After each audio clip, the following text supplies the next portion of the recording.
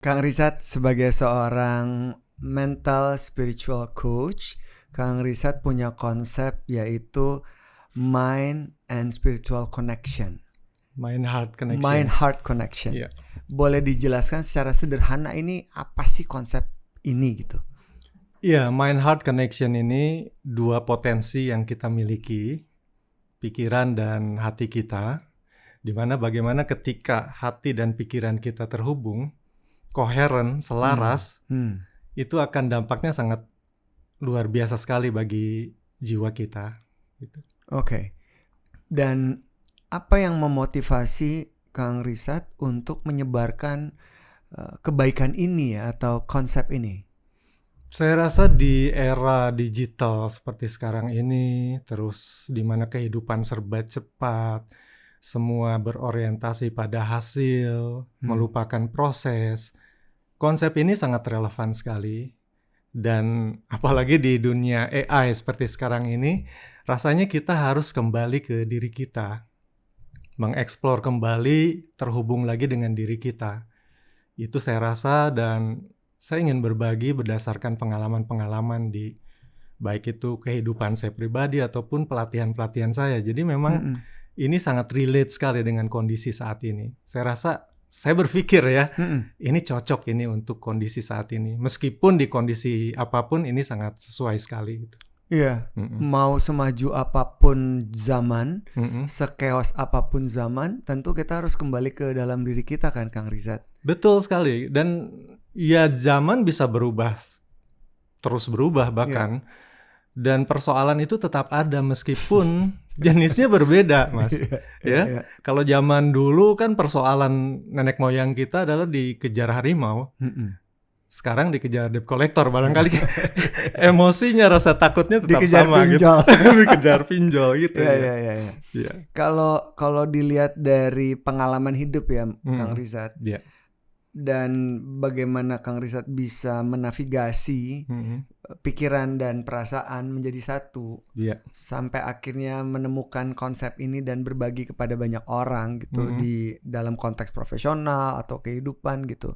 Apa yang kemudian akhirnya menjadi trigger Kang Rizat untuk bilang, oh ya, saya sudah melakukan ini dan kayaknya ini nih yang mungkin tepat buat orang-orang. Betul, ada di mana masa ketika saya ini terlalu dominan pikiran.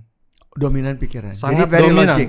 Sangat logik sekali. Sangat logik. Semuanya harus serba terukur, semuanya harus ada bukti, harus ada ini, dan mengecilkan perasaan, mengecilkan hati gitu.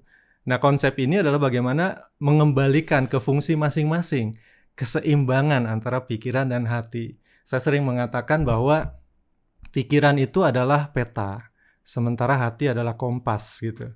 Bagaimana ketika kita sudah, let's say misalnya kita mau menuju satu tempat. Tempat itu bisa jadi karir kita, menuju kesuksesan. Gue mesti ada di level direktur misalnya, atau business owner gitu. Dan itu adalah hitung-hitungan, ada business plan dan perencanaan dan lain sebagainya. Tetapi kita juga harus menyertakan hati. Apakah yang aku lakukan ini sesuai nggak dengan kata hati gitu. Kalau itu kita hanya pertimbangannya hanya uang saja, tidak melibatkan kata hati, nah ini akan menjadi kegelisahan buat kita sepanjang kita melakukannya gitu. Kan tidak mudah loh Kang Rizat sebagai seorang figur, apalagi leader di rumah dan di organisasi gitu ya yang dipimpin Kang Rizat. Kan tidak mudah buat seseorang untuk menerima dirinya gitu.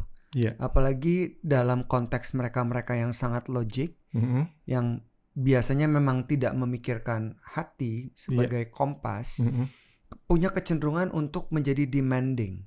Karena memang ego yang besar.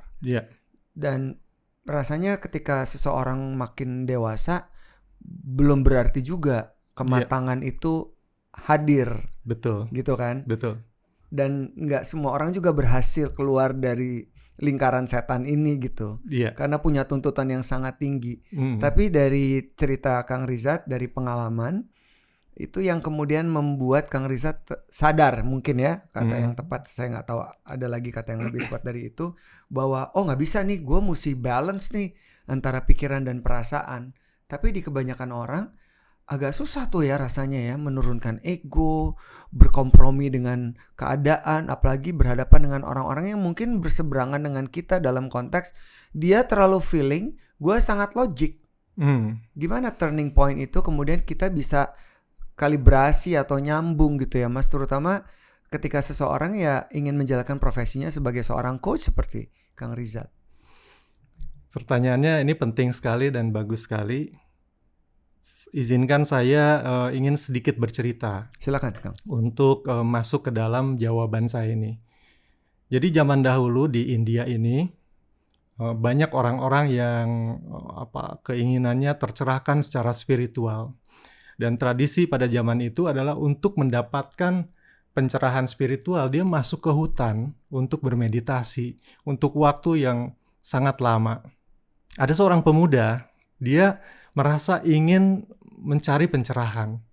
Dan dia memutuskan untuk pergi ke hutan bermeditasi. Pergilah dia ke dalam hutan yang jauh sekali, lalu dia mencari tempat yang nyaman. Dia menemukan satu tanah yang datar di bawah pohon rindang. Disitulah dia memutuskan untuk bermeditasi. Yang dia lakukan setiap hari adalah bermeditasi. Lalu ketika lapar, dia turun ke pemukiman untuk mencari warung nasi. Setelah kenyang, dia kembali lagi dan melanjutkan meditasinya.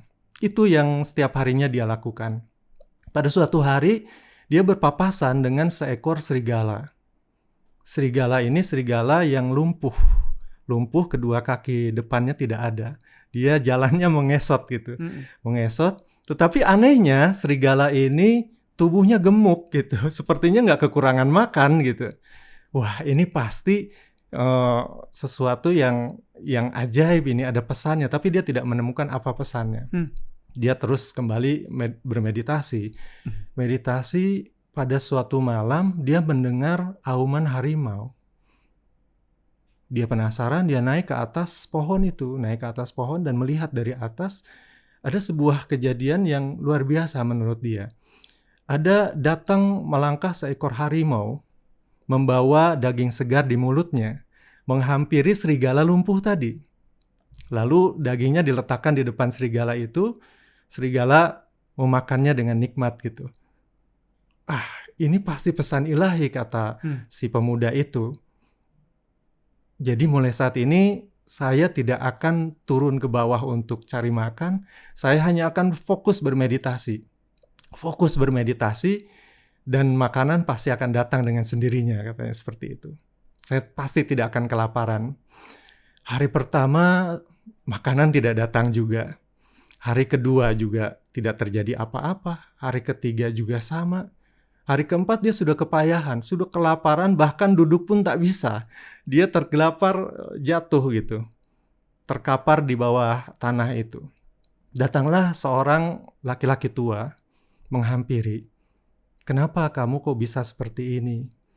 Sambil terengah-engah, setengah kepayahan, si pemuda itu menjawab. Ini karena aku mendapatkan pesan ilahi. Pesan ilahi seperti apa yang bisa membuat kamu sekarat seperti ini, katanya. Akhirnya diceritakan tentang serigala lumpuh dan harimau baik hati itu. Dan si orang tua itu kembali bertanya, lalu kenapa kamu memilih menjadi serigala, bukan menjadi harimau yang baik hati, katanya. Jadi pesannya adalah bahwa manusia ini memiliki kehendak bebas untuk memilih. Apakah memilih menjadi menjadi seseorang yang lumpuh karena kepercayaannya, atau menjadi seseorang yang berdaya, seseorang yang berkesadaran dan berdaya. Nah, ini pesan untuk kita semua bahwa masuk ke dalam mind-heart connection. Mind-heart connection ini bagaimana kita menyeimbangkan aspek pikiran, rasio dengan perasaan kita, keyakinan kita. Maka jadilah orang tersebut yang disebut memiliki kecerdasan spiritual. Kecerdasan spiritual adalah yaitu tadi keseimbangan antara pikiran dan hati sehingga dia menjadi pribadi yang berdaya dan bermanfaat. Kurang lebih seperti itu. Wow, terima kasih untuk ceritanya. Yeah. Kang Rizat ini sangat inspiratif ya. Yeah. Bagaimana seseorang memiliki kesadaran untuk menentukan apakah dia akan mempertahankan logika berpikirnya, atau untuk sebagian orang apakah mereka akan tetap bertahan dengan perasaan-perasaan dan merawat perasaannya.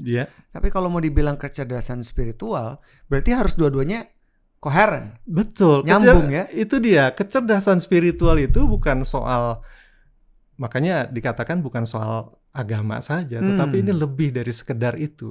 Ini lintas agama. Kecerdasan spiritual ini bagaimana menyeimbangkan pikiran dan perasaan kita sehingga membentuk pribadi yang bisa bermanfaat dan berdaya. Sekali lagi berdaya ya. Jadi ada orang kan yang mengatakan bahwa semua sudah ada yang mengatur. Pasti semua akan indah pada waktunya. Tapi dia tidak melakukan apa-apa. Bukan seperti itu. Yang namanya keyakinan kita kepada Tuhan itu, kita menyadari bahwa Tuhan itu sudah memberikan satu mekanisme, sebuah hukum-hukum, bahkan internet saja, media sosial saja memiliki algoritma. Tuhan juga menciptakan algoritma yang jauh lebih canggih yang kita sebut semesta gitu. Semesta yang mengatur semuanya. Kalau kita menyentuh api, kita pasti kepanasan. Nah ini sebab dan akibat, kita penyebabnya dan akibatnya kita juga. Jadi artinya bahwa kita ini adalah akibat dan penyebabnya adalah kita sendiri gitu. Hidup kita ini disebabkan oleh diri kita sendiri. Jangan menyalahkan siapapun atas ketidakberhasilan kita, karena semua itu juga disebabkan oleh diri kita sendiri gitu. Kapan waktu yang tepat buat seseorang untuk kemudian dapat mengukur, oh saya terlalu logik tanpa empati. Oh, saya terlalu dibawa perasaan tanpa menggunakan logikanya. Bagaimana ukuran-ukuran ini dapat dipahami oleh setiap orang supaya mereka mempunyai kecerdasan spiritual, Kang? Sebetulnya sederhana sekali, Mas Erwin, bahwa intinya ada 3 poin kan yang harus kita lakukan. Yang pertama adalah kesadaran. Yang kedua adalah kehadiran. Yang ketiga adalah keterhubungan. Kesadaran, ketika kita sadar melakukan apapun, sadar kita sedang berbicara, tidak memikirkan apapun ketika saya berhadapan dengan Mas Erwin. Pertama, saya menghormati Mas Erwin. Kedua, memang disitulah letaknya bahwa kita ini hidup di saat ini, bukan di saat yang lain. Nah, masalahnya adalah seperti konsep 3 dimensinya Newtonian ataupun Isaac Newton, bahwa waktu itu berjalan linear. Jadi ada masa lalu, masa kini, dan masa depan. Jadi masa lalu, masa kini, masa depan, 3 waktu yang terpisah gitu. Sebetulnya hidup yang sejati adalah hidup yang saat ini. Masa lalu sudah berlalu, masa depan belum juga menjelma gitu. Nah, dalam konsep yang spiritual sekarang ini, bahwa kita ini misalnya kapsul masa lalu, kapsul saat ini, dan kapsul masa depan. Jadi ada 3 kapsul. Nah, 3 kapsul itu masuk ke dalam satu kapsul besar yang disebut saat ini gitu. Ya udah, masa lalu, masa depan, bagian dari saat ini, kita fokus ke kehadiran saat ini gitu. Dan kita tentu saja selalu terhubung dengan sesuatu yang lebih besar dari kita, Tuhan yang Maha Kuasa gitu. Dan disitulah kita akan secara otomatis itu akan koheren pikiran dan perasaan tanpa harus melakukan upaya yang spesifik, melakukan hal-hal yang terlalu ilmiah. Hanya hidup dengan berkesadaran, hidup di hari ini saja, saat ini saja, dan juga hadir utuh gitu. Apa yang dapat dilakukan oleh seseorang untuk mereka bisa hadir penuh setiap saat mereka melakukan aktivitas mereka, atau ketika mereka berbicara dengan satu orang yang dekat dengannya, atau ketika ia sendiri dengan dirinya sendiri? Bagaimana kita bisa melatih kesadaran itu ya? Kan konsep sini kini kita udah sering dengar, semua orang udah tahu. Tapi dalam hal yang lebih praktis mungkin ya, Kang, yang bisa Kang Rizat sampaikan kepada teman-teman kita di luar sana? Karena banyak sekali yang saya amati juga, banyak orang yang hidup dengan ambisinya dan banyak orang yang juga nggak sadar gitu, sehingga mereka tidak bisa mengendalikan dirinya gitu. Iya, ya ini menjadi penting kita kembali ke diri kita, menyadari diri kita, menyadari kehadiran kita gitu. Menyadari kehadiran Kan tadi kesadaran, kehadiran dan keterhubungan. Iya. Nah kita menyadari itu, latihan-latihannya tentu saja ada banyak lah. Kita sering mendengar tentang meditasi, ada konsep mindfulness dan lain sebagainya. Dan memang itu benar adanya bahwa kita latihan yang paling sederhana adalah menyadari nafas. Nafas itu banyak filosofinya, baik itu dari aspek kesehatan, manfaatnya banyak, dari aspek spiritual juga luar biasa.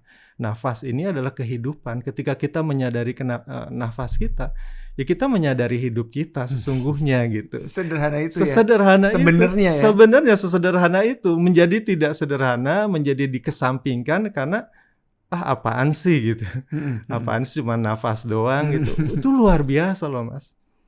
Luar biasa ketika saya menunggu giliran untuk talk show ini, ya saya menyadari nafas saja, hadir di sini, tarik nafas dengan sadar gitu. Dan nafas ini adalah sesuatu yang mengingatkan kita bahwa kita semua ini adalah saling terhubung, saling terkoneksi. Saling terhubung, saling terkoneksi. Bagaimana kita, nafas itu kan kalau kita tahan di paru-paru kita, itu katakanlah itu yang menjadi milik kita. Yang milik kita ini ada di dalam diri kita. Masalahnya kan nafas itu ketika ditarik kita keluarin lagi, tarik keluarin lagi. Ini kita menghirup nafas bersama nih. Nafas bersama. Jadi mengingatkan kita pada kebersamaan gitu. Keterhubungan. Wow. Oke. Bagaimana caranya seseorang untuk tidak menjadi self-centered atau egocentris, Mas, dalam membangun relasi? Ini adalah persoalan utama kita semua. Kita semua lah. Ego, lapisan ego itu. Sebetulnya penghancurnya adalah cinta gitu. Cinta, kasih, segala sesuatu ini Tuhan menciptakan kita karena kita diinginkan ada gitu. Kalau sesuatu yang diinginkan ada, pasti basicnya adalah cinta. Kalau benci ya udah nggak perlu ada, nggak diciptakan, bodo amat gitu. Iya. Tapi ini basicnya adalah cinta gitu. Dan itu memang kita bisa explore itu di ajaran agama manapun, termasuk spiritualitas adalah cinta adalah jantungnya. Bagaimana kita cinta, jadi bagaimana kita memandang orang lain seperti apa ya istilahnya itu kamu aku yang lain gitu. Kamu itu adalah aku yang lain gitu. Karena sebetulnya kita satu. Sebetulnya kita satu dan menjadi individu-individu yang berbeda. Dalam konsep energi, semuanya adalah energi gitu. Energi itu semuanya baik yang padat, baik pun yang tidak padat, termasuk pikiran dan perasaan adalah energi gitu. Dan kita dari energi yang sama, energi yang satu gitu. Menjadi energi yang berbagai bentuk, menjadi manusia, hewan, tumbuhan, alam semesta dan segalanya gitu. Ada nggak sih latihan-latihan sederhana yang bisa dilakukan untuk seorang dapat membangkitkan kesadarannya sehingga bisa terkoneksi dengan keberadaannya dan juga siapapun yang ia jumpai atau apapun yang ia jumpai dalam keseharian? Ada nggak sih latihan-latihan ringan gitu, Kang, yang bisa bantu orang? Kalau saya menyebutnya ini adalah meditasi mind-heart connection. Bagaimana kita menghubungkan kembali pikiran dengan perasaan kita supaya koheren lagi. Ini cerita saya aja ya, kebiasaan saya setiap hari sebelum matahari terbit melakukan meditasi. Meditasi saya nggak terlalu lama, hanya 11 menit 11 detik. Kenapa sih 11 gitu kan? Iya. Ini kan angel number. Itu mensugesti saya aja supaya ini menjadi sesuatu yang baik. Sesuatu yang baik akan hadir ke dalam hidup saya gitu. Jadi seperti afirmasi lah. Dan itu secara waktu cukup itu. 11 menit itu cukup lah, sedang gitu. Nggak terlalu lama, nggak terlalu sebentar. Yeah. Jadi yang pertama, saya olah nafas 4 elemen alam. 4 elemen alam itu adalah tanah, air, api, dan udara. Tanah, tarik nafas melalui hidung, keluarkan melalui hidung. Itu sebanyak 11 kali. Tarik nafas melalui hidung, hembuskan melalui hidung. Untuk membersihkan unsur air di dalam diri, tarik nafas melalui hidung, hembuskan melalui mulut. 11 kali. Lalu unsur api untuk menghangatkan jiwa kita, tarik nafas melalui mulut dan hembuskan melalui hidung. Kebalikan dari yang tadi. Tarik nafas melalui mulut, hembuskan melalui hidung sebanyak 11 kali. Dan yang terakhir adalah udara. Tarik nafas melalui mulut dan hembuskan melalui mulut lagi. Itu nggak lama, paling sampai 3 atau 4 menit. Sisanya adalah bagaimana kita fokus pikiran kita, kesadaran kita terutama fokus pada detak jantung. Detak jantung sampai mungkin sulit untuk merasakan detak jantung, tapi dalam keheningan tertentu, dalam kondisi tertentu itu terasa dik dik dik dik dik dik. Perhatikan aja terus itu dik dik dik dik dik dik dik dik. Dan itu ya ini berdasarkan pengalaman saya melakukan ini udah lama sekali, dan itu kesadaran itu terbuka. Dan benar-benar terbuka sekali gitu. Perlu kita tutup mata atau sebaiknya tutup mata, postur meditasi. Ya postur tangan duduk relax gitu. Relax. Yang penting punggungnya tegak, Mas. Punggung tegak untuk aliran energinya itu lancar di belakang. Kan orang-orang spiritual menyebutnya ada 7 cakra di belakang ini. Tapi kita abaikan itu aja dulu. Ini saja bagaimana kita fokus kita pada detak jantung kita. Seperti kita bernafas dari jantung, bukan dari paru-paru gitu. Tik tik tik tik tik. Apakah kita perlu mencari tempat yang nyaman atau kita bisa melakukan di mana saja, Mas? Bisa di mana saja, tetapi waktu emasnya adalah pagi hari. Bangun tidur itu secara fisik kondisi kita segar, dan itu secara spiritual memang energinya bagus sebelum matahari terbit gitu, sebelum suasana ramai gitu. Itu mungkin orang rumah juga sebagian besar masih tidur gitu. Itulah waktu yang tepat untuk melakukannya gitu. Oke. Saya sangat senang ketika tahu bahwa Kang Rizat menggabungkan antara mental dan spiritual. Kan kita tahu istilah anak muda zaman sekarang, kena mental gitu kan. Kalau orang yang udah kena mental boro-boro mikirin spiritual gitu. Gimana caranya bahwa si mental ini bisa benar-benar bisa nyambung dengan spiritualitas kita gitu? Ya, sebetulnya itu menjadi sudah secara otomatis tersambung. Dalam tradisi yoga misalnya, bahwa kita ini memiliki sebetulnya 5, tapi yang kita bahas adalah 3, bahwa kita ini memiliki 3 tubuh. Tubuh fisik, tubuh mental, dan tubuh energi gitu.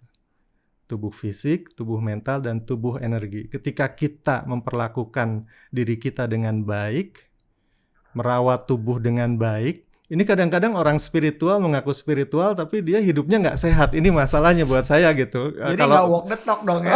Enggak. Jadi mereka hidupnya begadang, nggak olahraga, makanan seenaknya aja, atau mungkin juga mungkin merokoknya terlalu berlebihan gitu.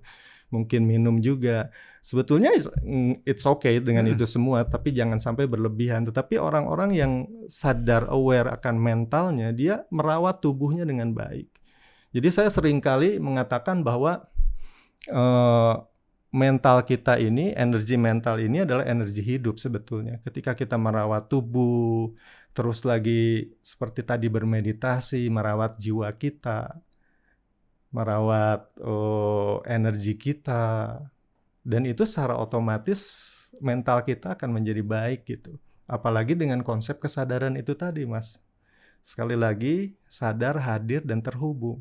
Ketika itu saja 3 ini dilakukan, itu luar biasa. Itu mencakup semuanya, terutama mental gitu. Seringkali orang selalu menyebutkan untuk melatih kesadaran, core-nya adalah nafas, dan juga kemudian dikaitkan dengan meditasi. Emang harus ya, Kang, orang harus meditasi gitu untuk bisa melatih kesadarannya? Salah satu alat yang paling efektif. Terserah mungkin seseorang akan mencapai sebuah pencerahan, tetapi dengan itu akan lebih cepat itu. Oh gitu. Dengan cepat. Saya sih hampir menjamin gitu bahwa kalau kita melakukan itu, karena coba perhatikan, orang-orang tercerahkan itu lahir dari kesendirian, lahir dari kesunyian. Setuju, sangat setuju. Nabi Muhammad dia sering pergi ke Gua Hiro untuk menyendiri. Buddha Gautama, Buddha juga melakukan itu. Yesus Kristus dan lain sebagainya. Orang-orang yang memang mereka punya waktu sendiri untuk menyepi gitu. Karena disitulah saatnya kita fokus terhubung dengan semesta dengan sangat kuat sekali energinya gitu. Oke, bicara soal energi juga ada satu terminologi namanya mental energy. Ya. Boleh dijelaskan Kang, mental energy ini apa dan manfaatnya sebesar apa dalam kehidupan kita di dunia modern ini? Ya, mental energy itu adalah daya hidup sebetulnya. Bagaimana kita berdaya dengan kesehatan fisik dan mental kita terutama gitu. Jadi ketika kita merawat mental kita, kembali lagi ke kita hidup di saat ini aja. Mungkin kalau pernah baca buku The Power of Now, di situ penulisnya dengan sangat detail menjelaskan kenapa kita harus hidup di saat ini saja gitu. Dari berbagai aspek. Atau mungkin mau membaca buku Supernatural dari Dr. Judy Spencer. Yes, saya suka banget buku itu. Itu kan bagaimana dia menjelaskan dengan sangat scientific, sesuatu yang spiritual menjadi sangat ilmiah gitu. Dan di situ meditasi menjadi jantungnya gitu. Kenapa? Karena memang itu gitu. Mungkin bisa juga di dalam setiap ajaran agama ada hal-hal yang ada kemiripan dengan meditasi. Saya di Islam harus sholat 5 waktu. Itu kan bagaimana kita harus fokus gitu. Fokus pada bacaan, fokus pada gerakan. Ya prinsipnya adalah seperti meditasi. Saya tidak mengatakan itu meditasi, tetapi seperti meditasi gitu. Nah, banyak orang yang kita lihat Kang saat ini, orang yang belum beres sama dirinya. Makin banyak gitu perilaku yang di luar dari nalar. Dan kemudian akhirnya seperti dianggap lumrah, dinormalisasi, apalagi di negara kita gitu ya, dengan perilaku para politikus, orang-orang yang ada di panggung yang kita lihat gitu. Ini kayaknya semuanya seperti gampang banget gitu. Mereka belum beres sama dirinya dan akhirnya meledak-ledak. Apakah memang orang-orang seperti ini berarti bisa dikatakan antara mental dan spiritualnya belum nyambung? Mind dan heartnya juga gak nyambung gitu. Dan mereka penuh dengan ambisi. Apakah kira-kira seperti itu, Kang? Ya, seperti itu. Jadi inilah yang membedakan antara agama dan spiritual. Mungkin saya tidak mengeneralisir semuanya seperti itu. Mungkin ada beberapa gelintir orang yang dia memang pengetahuan agamanya luar biasa gitu. Tetapi perilakunya nggak mencerminkan itu. Karena dia hafalan, kalau sekedar hafalan Mas Erwin, ya anak SMP mungkin bisa hafal Al-Quran gitu. Tapi apakah dia spiritualis? Enggak, belum. Apakah dia sudah tercerahkan? Enggak, dia baru hafal aja. Nah banyak orang-orang yang hafal ajaran agama, hafal textbook ya. Textbook, semuanya mengetahui, tetapi belum menjadi way of life gitu. Belum diterapkan dalam keseharian. Nah kalau spiritualitas itu adalah tentang bagaimana kita rasa dan mengimplementasikannya gitu. Apakah orang-orang yang spiritual itu sangat berhubungan dengan maturity atau kedewasaan seseorang? Artinya bertambah umur akan lebih mudah seseorang untuk lebih spiritual. Tapi yang muda-muda kelihatannya masih belum gitu. Enggak menjamin, tetapi biasanya orang-orang spiritual ini lahir dari pengalaman. Jadi orang spiritual ini bukan katanya, tetapi nyatanya dia mengalami. Dia mengatakan kepedihan hidup, dia merasakan hancurnya hidup gitu. Dia terbangunkan bahkan bukan di dalam buku, di bangku kuliah, bukan, tetapi dalam kehidupannya gitu. Diingatkannya oleh kehancuran, penderitaan gitu. Dan itu umumnya orang-orang yang sudah berusia karena pengalaman hidupnya sudah panjang gitu. Berarti menjadi orang yang lebih spiritual itu juga merupakan sebuah pilihan terlepas dari umur seseorang gitu kan, Kang? Betul, pilihan. Dan biasanya orang-orang seperti ini, dia senang merenung, Mas. Senang merenung, jadi eksistensial ya. Jadi kenapa ya, ada pertanyaan kenapa manusia ini harus ada, untuk apa aku hidup, dan sebagainya gitu. Nah ini melahirkan jawaban-jawaban semesta, membuka itu. Dan satu cirinya lagi, orang-orang yang memiliki kecerdasan spiritual, dia itu berpikiran terbuka. Dia sudah keluar dari kotaknya gitu. Kotak yang membelenggu dia, kotak dogma atau apapun itu namanya. Dan dia keluar punya keberanian. Saya ketika menemukan jawaban-jawaban hidup, merasakan ketakutan yang luar biasa. Karena ini bertentangan dengan selama ini saya ketahui gitu.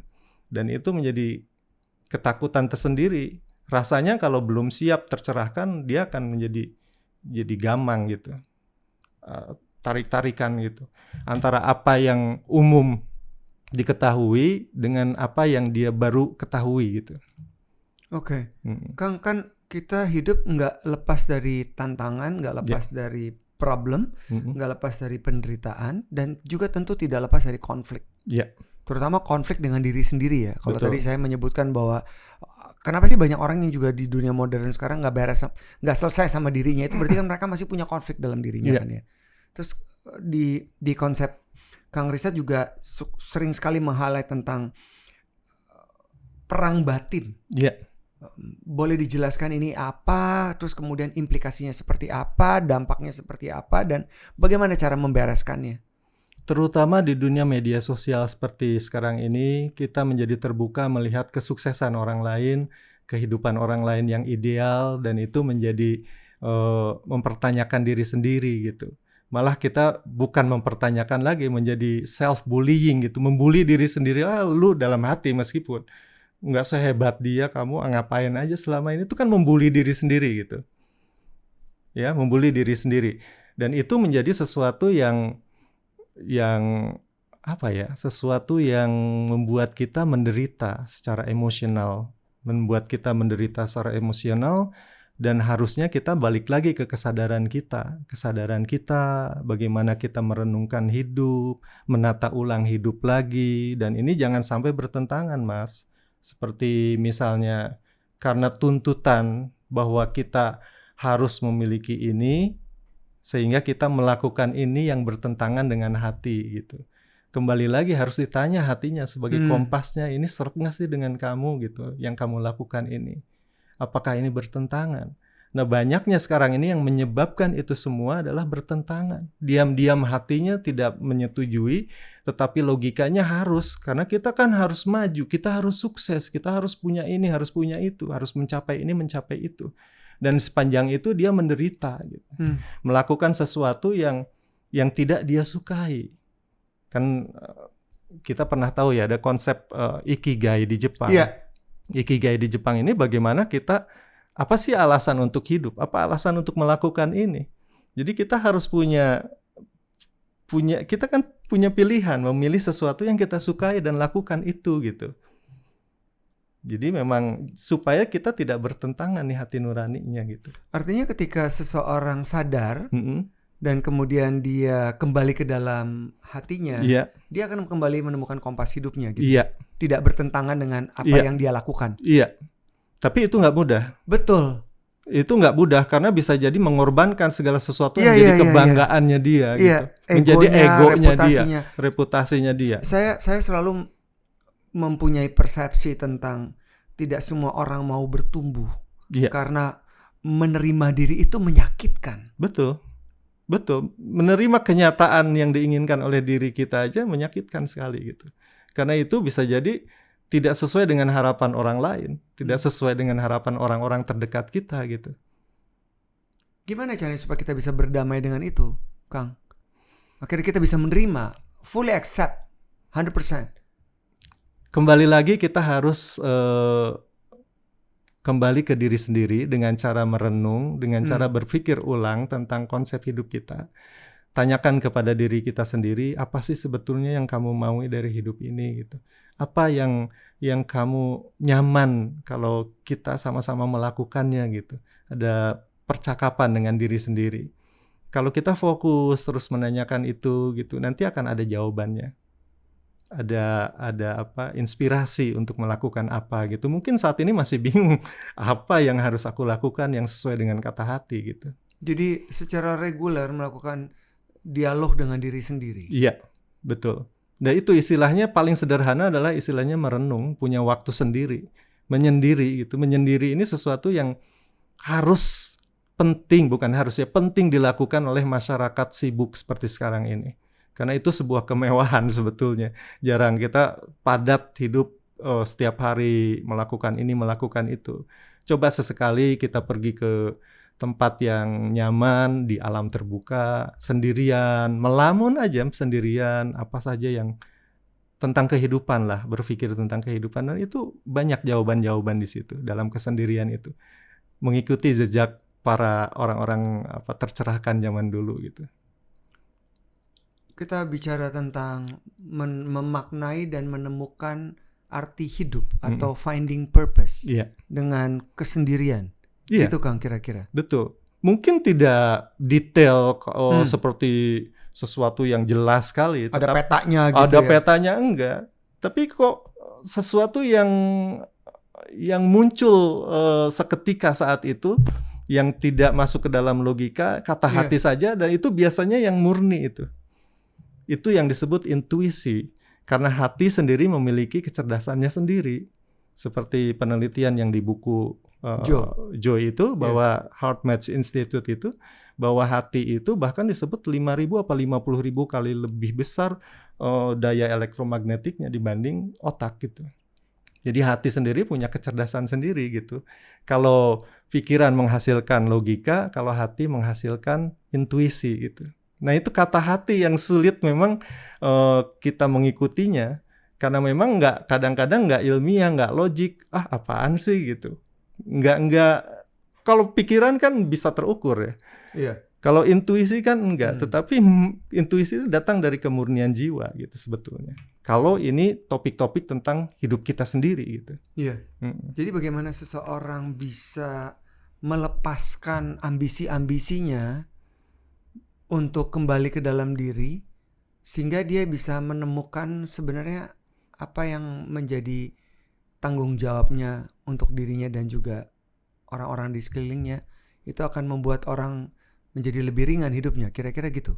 Iya, dampak utama ketika kita sudah selaras antara pikiran dan hati, ketika kita sudah menerima masa lalu, kita tidak diteror oleh masa depan, kita akan merasakan kedamaian.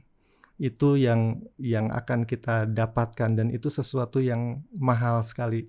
Memiliki kedamaian hidup menjadi tenang gitu. Dan dalam konsep spiritual malah ada lanjutannya. Ketika kita hidup kita tenang, vibrasi kita tinggi, karena kita isinya adalah energi-energi yang tinggi, misalnya cinta kasih, terus lagi memaafkan, menerima, mengikhlaskan, itu kan energinya tinggi, dan itu terhubung dengan energi yang sama, dan kelimpahan itu juga akan datang sendiri. Kelimpahan dalam pengertian kedamaian hidup, bahkan termasuk materi gitu. Ketika kita gelisah, itu ada di bawah garis yang rendah gitu, rendah, dan hal-hal yang buruk pun akan datang dengan sendirinya. Dalam bahasa yoga disebutnya vasana. Vasana itu adalah kayak aroma energi diri kita gitu. Kalau sama seperti bunga tuh ada aromanya, itu mengundang kupu-kupu datang gitu, yang menyukai aroma itu. Ketika sampah juga ada aromanya yang datang lalat gitu. Nah, bagaimana supaya aroma diri kita, energi kita positif gitu? Ya kita harus hidup di saat ini, hadir lagi, sadar lagi, dan ya sudah, yang sudah, maafkan, ikhlaskan, lupakan, meskipun tidak sesederhana itu. Sulit kalau kita terus berkecamuk dengan masa lalu dan diteror oleh masa depan. Hadir aja di sini. Dengan sendirinya kita akan menuju masa depan yang menyenangkan gitu. Jadi berarti orang itu harus terbuka pikiran dan hatinya, tidak boleh self-centered, egois, karena itu akan menutup semua jalan untuk menjadi lebih tenang. Iya, itu dia. Sebetulnya balik lagi bahwa kita adalah penyebab bagaimana kondisi hidup kita saat ini. Kalau kita gelisah, kalau kita banyak orang-orang jahat menemui kita, kita sering ditipu dan sebagainya. Ya sebetulnya penyebabnya penyebab perantaranya mereka, tetapi sebetulnya kita yang mengundangnya. Kita yang mengundangnya. Aroma kita yang mengundang mereka datang gitu. Energi kita atau aura kita gitu. Jadi kita attract hal-hal yang seperti itu gitu. Di mana kita bisa mengatakan bahwa saya sudah berhasil untuk menaklukkan diri saya dan berdamai dengan diri saya ketika ada trigger atau ada sebuah peristiwa yang dapat memicu emosi saya atau ambisi saya. Di mana seseorang bisa tahu, oh gue udah berhasil nih, udah bisa lebih tenang, udah bisa lebih connected pikiran dan perasaan gitu. Satu hal yang penting untuk kita pahami bahwa ketika kita merasa kecewa, kita jangan menepisnya, diterima bahwa itu kenyataan bahwa aku kecewa. Jangan pura-pura nggak kecewa gitu. Wah aku baik-baik aja sambil tersenyum padahal hati teriris gitu. Nggak seperti itu, konsepnya diterima. Katakan dalam hati, oh aku kecewa nih, aku cemburu, aku marah gitu. Tetapi kita sadari bahwa itu adalah bagian dari ego kita gitu. Bukan diri kita yang sejati, bukan diri kita yang murni gitu. Jadi kita tuh berjarak dengan aku ini gitu. Jadi kita menjadi pengamat diri kita. Jadi mengamati pikiran, mengamati perasaan kita, itu adalah kesadaran gitu. Nah ketika kita berjarak dengan diri kita yang itu, kita nggak terlibat, ego kita nggak terlibat dan hajar nggak seperti itu gitu. Kita ya terima gitu. Jangan bohong pada diri sendiri juga, karena kan hati nurani nggak bisa dibohongin. Dia tahu kalau kita kecewa, menderita. Nah itu harus sejalan juga ketika hati kita menderita, tapi kita mengubah pikiran kita, mindset kita, enggak ini dengan cara alasan apapun gitu, mindsetnya. Nah itu salah satu yang menjadi hati dan pikiran nggak koheren gitu. Jadi nggak nyambung lagi, bertentangan, itu lagi menjadi kegelisahan dalam hidup kita gitu. Jadi ya sebetulnya kualitas hidup kita ditentukan oleh cara kita bereaksi pada kejadian-kejadian yang menimpa hidup kita. Paham ya? Sangat. Iya. Kang, anggap nih ya, semua orang yang dengerin kita ngomong udah tahu langkah-langkah yang ingin dilakukan. Iya. Tapi ada istilah juga, Joe Dispenza juga bilang pain body. Iya. Orang yang terlalu banyak trauma, terlalu banyak ketakutan, terlalu banyak ekspektasi, akhirnya dia menjadi pahit sama orang. Sekarang dia dengerin kita dan tahu nih apa yang harus dilakukan. Boleh Kang Rizat sampaikan secara sederhana ritual atau rutinitas seperti apa yang harus dilakukan oleh mereka sehingga mereka bisa pelan-pelan menghilangkan negativity yang ada dalam tubuhnya, marah yang ada dalam tubuhnya, kemudian pelan-pelan bisa menjadi liberating, bisa menjadi terbebaskan. Iya, tentu dalam kondisi yang sudah parah, yang menemui ahlinya dalam hal ini, psikiater, psikolog gitu, orang-orang yang ahli dalam kejiwaan gitu. Nah, sambil juga melakukan usaha untuk berdamai dengan diri sendiri. Ya salah satunya adalah dengan meditasi dan dengan kesadaran, sadar. Jadi sulit juga menjelaskannya, tetapi intinya adalah yang namanya kecerdasan spiritual itu menemukan sebuah pencerahan dan itu memang beda setiap orang kondisinya gitu. Beda dan bagaimana cara mendapatkannya tuh beda. Tetapi sebagai upaya saja ya kita melakukan salah satunya adalah meditasi. Dan semua orang tahu bahwa meditasi ini adalah alat untuk menenteramkan batin kita. Ribuan buku mungkin menulis tentang meditasi. Banyak orang juga tahu bahwa meditasi ini baik melalui podcast di channel YouTube dan sebagainya gitu. Sama halnya ketika seseorang tuh tahu madu itu menyehatkan, baik untuk tubuh gitu. Tetapi dia taunya dari bacaan aja, dia tidak mencicipi madu itu gitu. Dan hidup ini adalah dunia rasa, kita harus mengalami, terima kepahitan, terima penderitaan, apa adanya. Dan itu yang membuat kita dewasa seperti sekarang ini. Bahkan orang-orang spiritual, teman saya mengatakan itu adalah karma gitu. Karma ini adalah bukan hukuman, tetapi hukum. Seringkali diartikan karma itu adalah tentang dosa, perbuatan dosa yang dibalas gitu. Sebetulnya karma ini adalah hukum sebab akibat. Law of attraction. Bukan, law of attraction itu lebih hukum ketertarikan. Sebab akibat itu, misalnya kita sendiri adalah tabur tuai. Iya, tabur tuai. Tapi sebab akibat ini lebih lebih spesifik. Misalnya seperti ini. Tadi saya mencontohkan, kalau saya menyentuh api, tangan kita akan melepuh. Nggak penting apakah agamanya mau Hindu, Buddha, Kristen, Islam, dan sebagainya. Tapi kalau nyentuh api ya panas gitu. Itu hukum ketetapan Tuhan yang sudah berlaku pasti.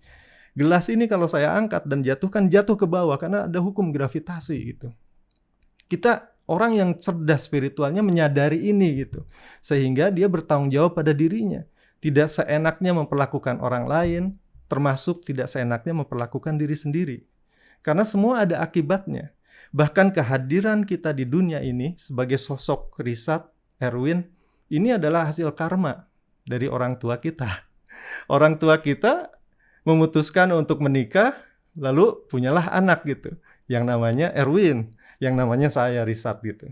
Dan itu adalah karma dari perbuatan mereka. Genetik, memori, dan energi orang tua kita ada di dalam diri kita. Dan kita harus terima. Yang terpenting sekarang adalah bagaimana kita berbuat sesuatu yang baik supaya kita menuai kebaikan di kemudian hari. Apa yang kita lakukan saat ini akan kita dapatkan kemudian hari gitu. Tetapi ini bukan soal dosa saja, benar salah, baik buruk, enggak. Apa yang kita baca saja, buku apa yang baca hari ini akan menjadi pengetahuan kita. Jadi memang ketika kita menyadari hidup ataupun melakukan hidup dengan konsep yang sebab akibat ini, kita akan menjadi bertanggung jawab pada hidup kita. Yang terjadi di hidup kita, sekali lagi, bukan karena siapa-siapa, tapi karena diri kita sendiri. Ini akumulasi dari diri kita, dari masa lalu kita, sehingga kita ada di sini duduk berhadapan-hadapan dengan peran masing-masing, dengan keahlian masing-masing, karena memang jalannya berbeda dari dulu. Ketertarikannya juga berbeda, pelajarannya juga berbeda, sehingga menjadi kita yang saat ini gitu.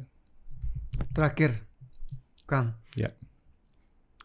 Tadi kan hukum sebab akibat. Ya. Ada juga dari zaman Romawi hukum tarik menarik atau the law of attraction. Law of attraction. Ya, Kang Risat tentu pasti percaya dengan hal ini. Ya. Dan apa yang bisa dapat membuat seseorang yang tadinya dia udah tahu, dia udah kembali ke dalam dirinya, dia sudah melepaskan semua ego-egonya, dia ingin menjadi orang yang baru dan ingin mendapatkan purpose yang lebih jelas. Dan kemudian dia akan berharap atau berdoa atau meminta kepada yang di atas agar apa yang dia inginkan dapat tercapai. Apakah itu kemudian juga dapat menjadi satu dorongan dan motivasi seseorang untuk bisa berpindah dari negatif menjadi positif dan mendapatkan apa yang dia inginkan dalam hidup melalui this law of attraction? Law of attraction juga harus masuk menurut saya ke dalam konsep mind-heart connection. Kenapa? Karena memang dua keinginan ini yang menginginkan sesuatu tertarik dalam hidup kita. Keinginan logika sama keinginan hati. Mana yang seringkali tertarik gitu adalah keinginan hati yang kuat gitu. Tetapi keinginan yang berdamai antara pikiran dan hati itu yang lebih powerful. Contoh, misalnya logika saya pengen punya rumah mewah di Pondok Indah. Sebutnya seperti itu. Alasannya nanti kalau dijual lagi harga jualnya lebih tinggi. Terus lagi itu meninggikan status saya sebagai orang kaya dan sebagainya gitu. Tetapi jauh di lubuk hati kita tuh ingin hidup, ingin punya rumah kecil di pinggir sungai yang damai, suara burung dan sebagainya gitu. Ini kan udah berbeda. Logika ingin sesuatu berdasarkan hitung-hitungan, sementara hati menginginkan sesuatu yang memang murni keinginan jiwa kita gitu. Nah ini harus berdamai dulu, harus ngobrol dulu nih antara pikiran dan hati apa yang akan kita wujudkan melalui law of attraction itu gitu. Dan ini memang law of attraction hukum yang luar biasa, hukum spiritual yang paling banyak rasanya di abad ini diterima oleh masyarakat itu. Jadi sekali lagi, kalau kita ingin mengattract, menarik kondisi hidup yang baik, ya perbaiki hidup kita, perbaiki perasaan kita terutama, karena semesta ini bicara bukan berdasarkan kata-kata, tetapi berdasarkan perasaan. Meskipun kata-katanya A, B, C, tapi kalau perasaannya Z, Z yang tertarik gitu. Jadi kelolalah pikiran dan hati kita supaya perasaan kita indah, nyaman, dan hal-hal baik itu tertarik datang ke hidup kita gitu.